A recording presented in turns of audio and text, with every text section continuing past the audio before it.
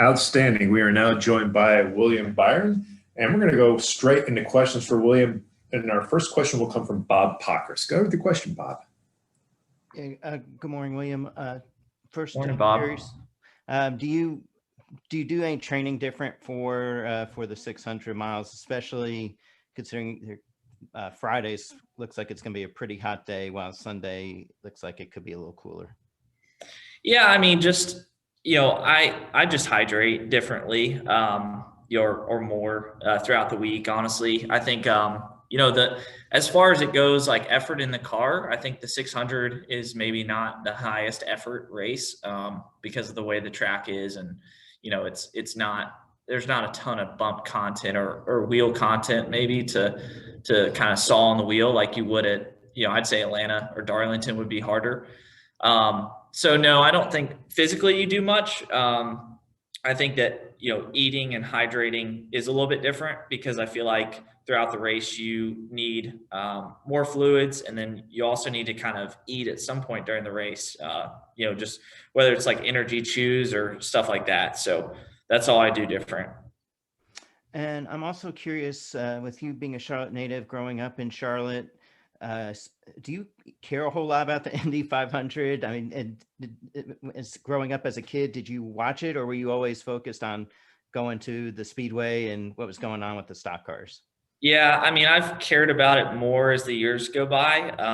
I think as I grow in appreciation for racing in general, and as I've learned, some of the folks over on the IndyCar side with the training guys I use with PitFit, Jim Leo, they train Scott Dixon and some of those guys up there, and Max, obviously his affinity to it. So yeah, I think I've grown an appreciation for it. I can't say that I know everything that I watch, but know everything that's going on. But I definitely, I try to catch the end of the race as we get ready for the 600. It just kind of varies based on, timing. But yeah, I think it's a really cool day to have both of us competing.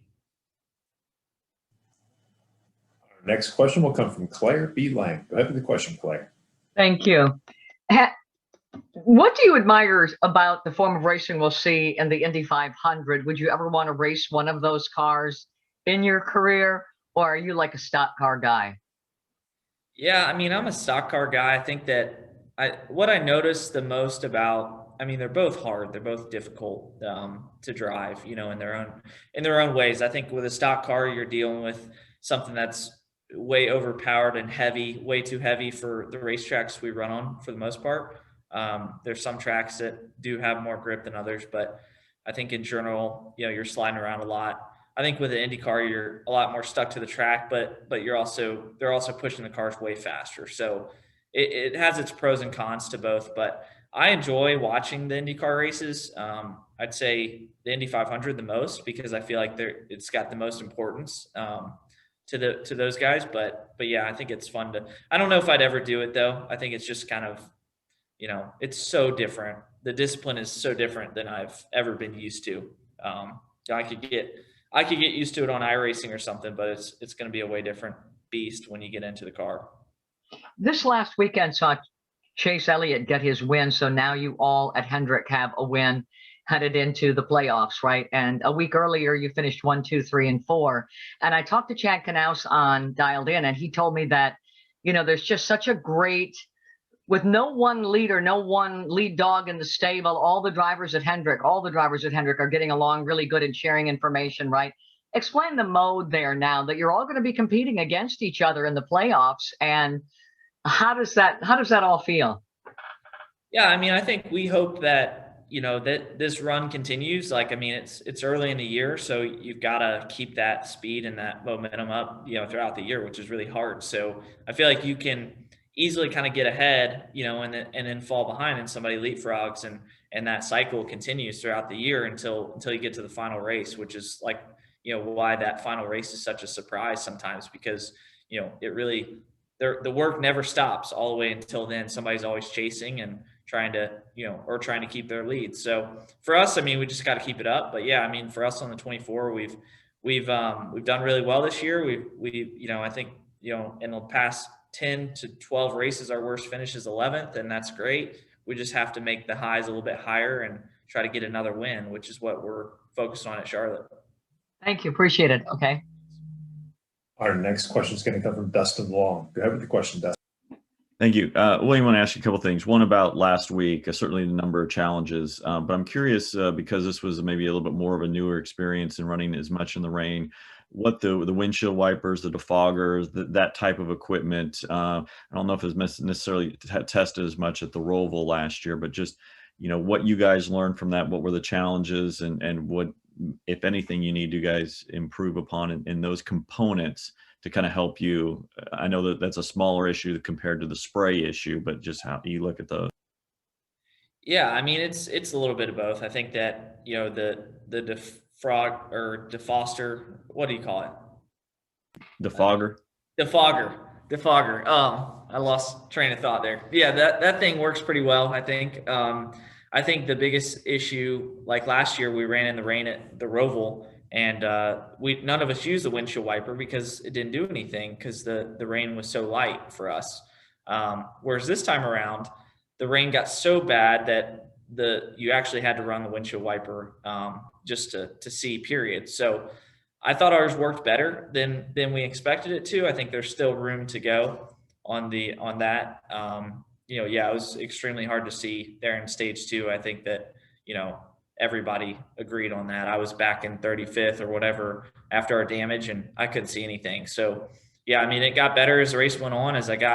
I will say, I mean, as I got further up in the field and I was starting to run 12th to 10th to 12th, I was able to see better. So it was kind of similar to Bristol Dirt. The further forward you are, the better it is. So it's just, I don't know what they could do. I think that the spray definitely needs to be worked on, and I think it's great for us to run in the rain. There's no traction issues. We all have good car control and can drive the car still. The tire is fine.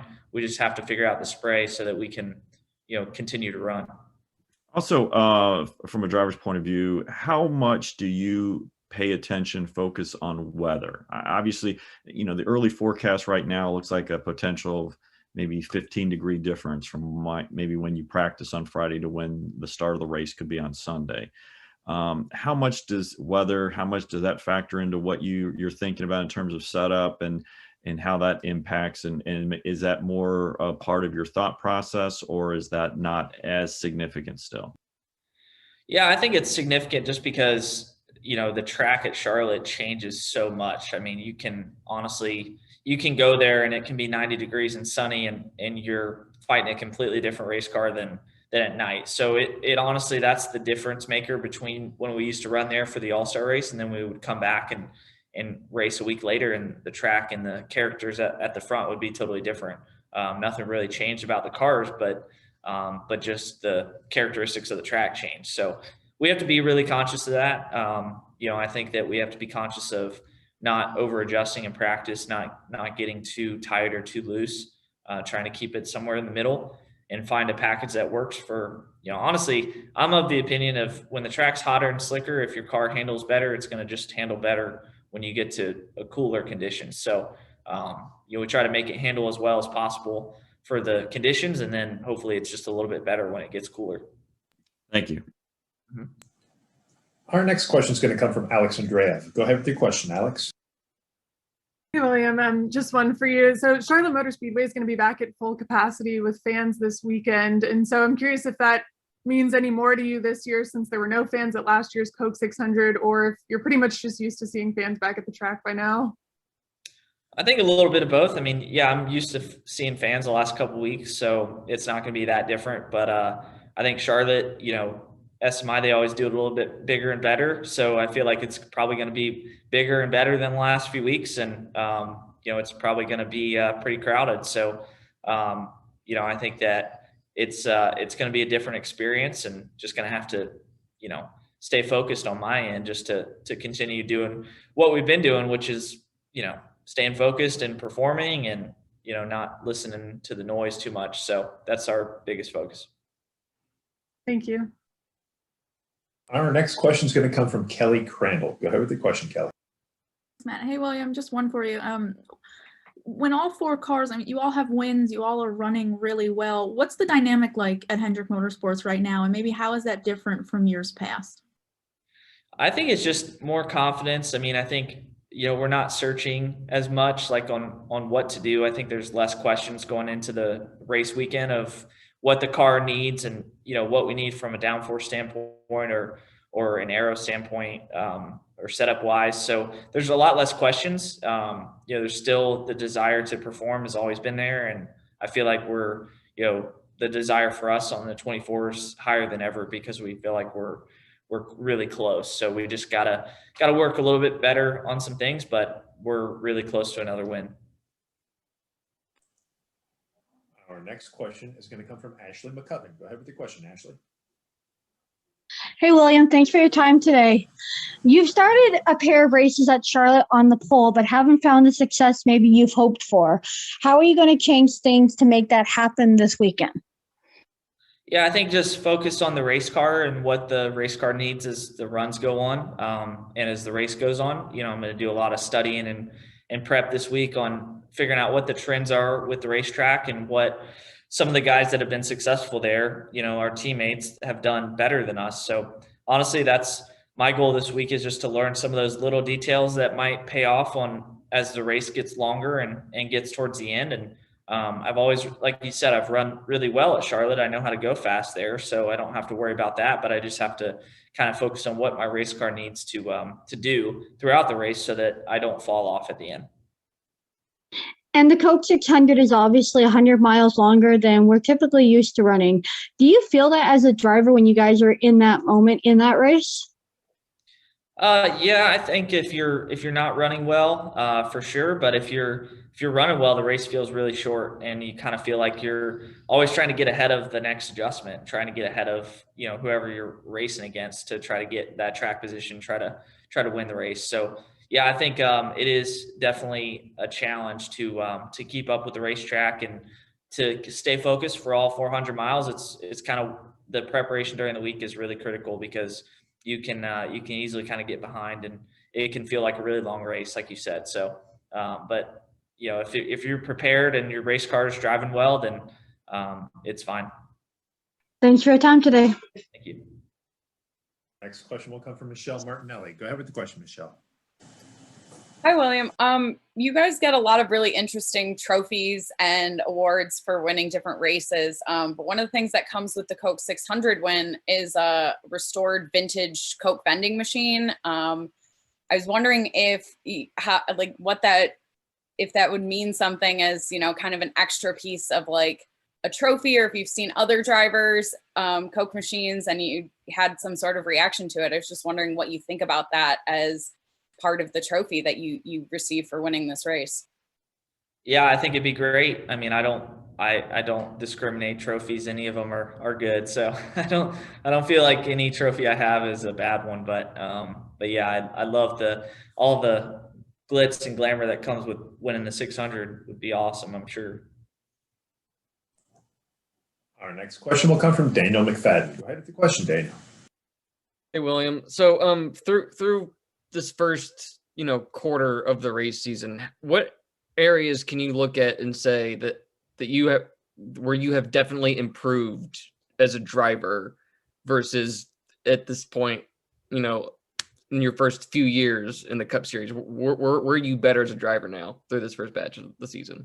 Yeah, I mean, I don't think I'm driving any harder or have any different techniques, that really there are subtle things here and there at different racetracks that I've picked up on that I didn't know before, but I didn't necessarily have the car to pick up those things. So you got to goes hand in hand. You got to pick up those techniques when you start running closer to the front. But I think that's one thing. I think that, my communication's gotten better with my team, and I feel like I'm more voiceful on what the things I need in the car, what I'm struggling with, so that they can understand how to help, so I'm not necessarily kind of holding it in and just struggling along anymore. I'm definitely trying to get them to help me where I know that I need help. So I think that's a big difference. And I feel like we're just executing really good races. We just, like I said, we're kind of, we're right there. We just got to get a little bit better and I think that's going to come this weekend for sure.